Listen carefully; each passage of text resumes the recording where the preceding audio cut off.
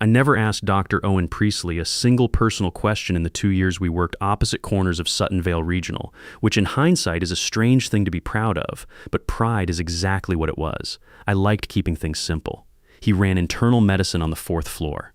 I was a respiratory therapist down on the pulmonary step-down unit, 29 years old, 3 years out of a program that had cost me every ounce of stubbornness I owned, and I liked to believe I'd built my life into something tidy and self-sufficient.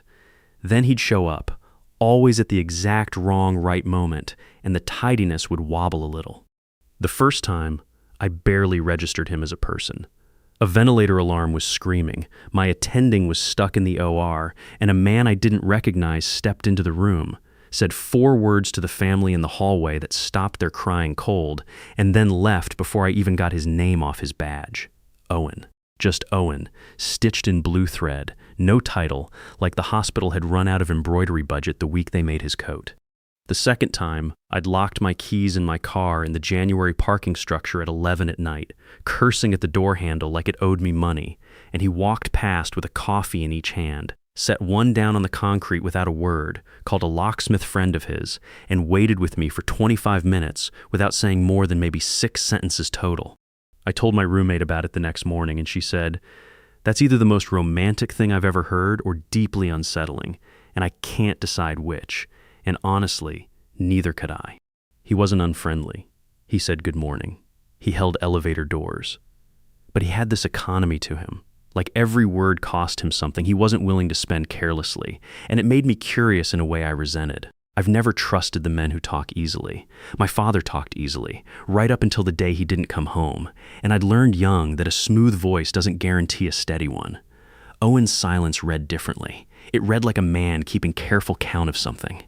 I started noticing the pattern, the way you notice a draft in an old house. Not all at once, but suddenly you can't stop feeling it. The night my patient in bed 6-coded, and I froze for 1.5 seconds too long before my training kicked back in, Owen was already in the doorway, like he'd been standing there.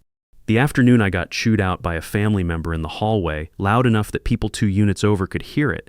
He appeared at the nurse's station with a stack of charts he clearly didn't need to review right then, close enough that the man lowered his voice. He never intervened directly.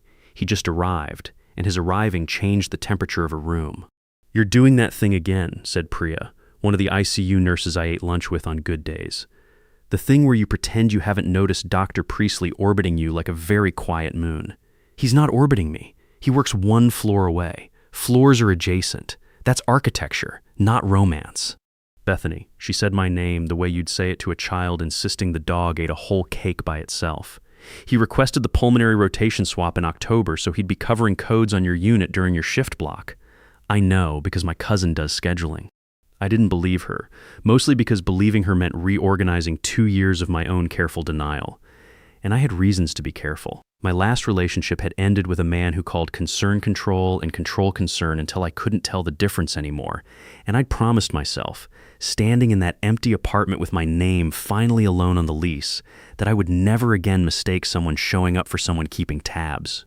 So when Owen showed up, I filed it under coincidence, under a quiet man's boredom, under anything except what it might actually have been. Maybe you've done that too. Taken a kindness and turned it into something smaller just so it couldn't hurt you later. I think a lot of us learn to do that as a form of armor, and I think a lot of us regret it eventually.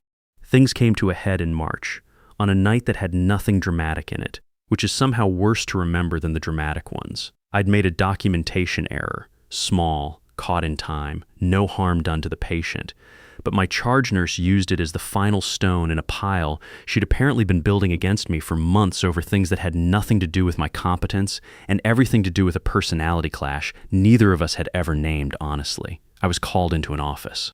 I was spoken to in the tone reserved for people who were already halfway out the door. I left that meeting and didn't cry until I was in my car, and even then I hated myself a little for it. Owen was in the parking structure, not conveniently near his own car. 3 rows past where his sedan was actually parked, which I only pieced together weeks later. He didn't ask what happened.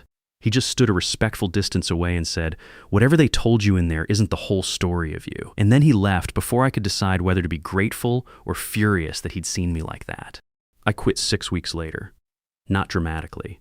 I finished my notice, trained my replacement, took my last paycheck stub and folded it into my bag like a receipt for a life I was closing out.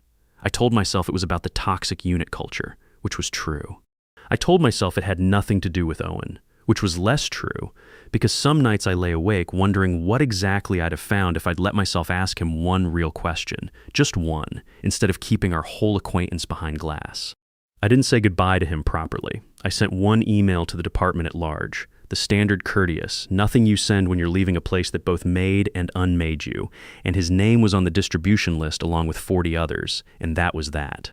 The truth came to me 11 months later, in a coffee shop 2 towns over, from a woman I barely recognized until she said her own name.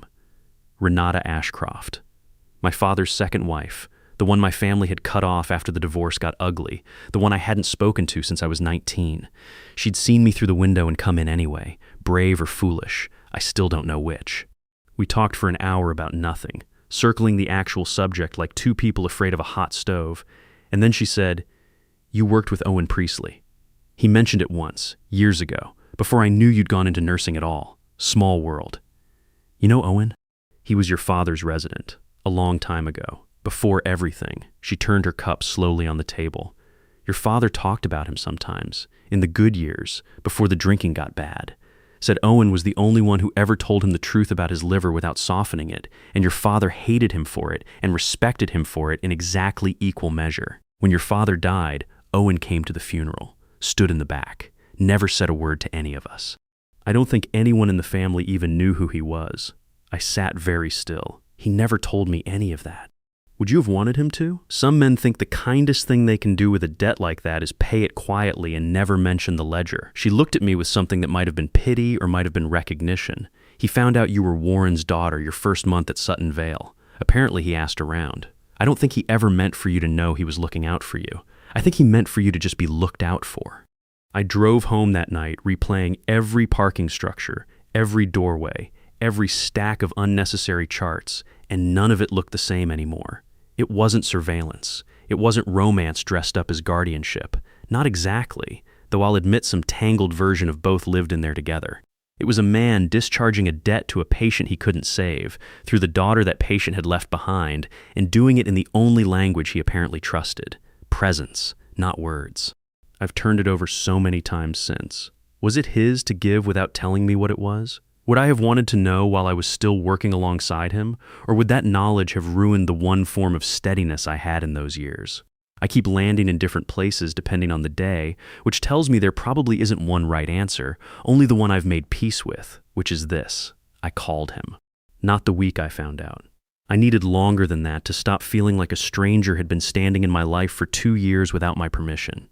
But eventually, on an ordinary Tuesday, I called the number I still had saved under his floor and his last name, no first name, the way I'd filed him the whole time we worked together.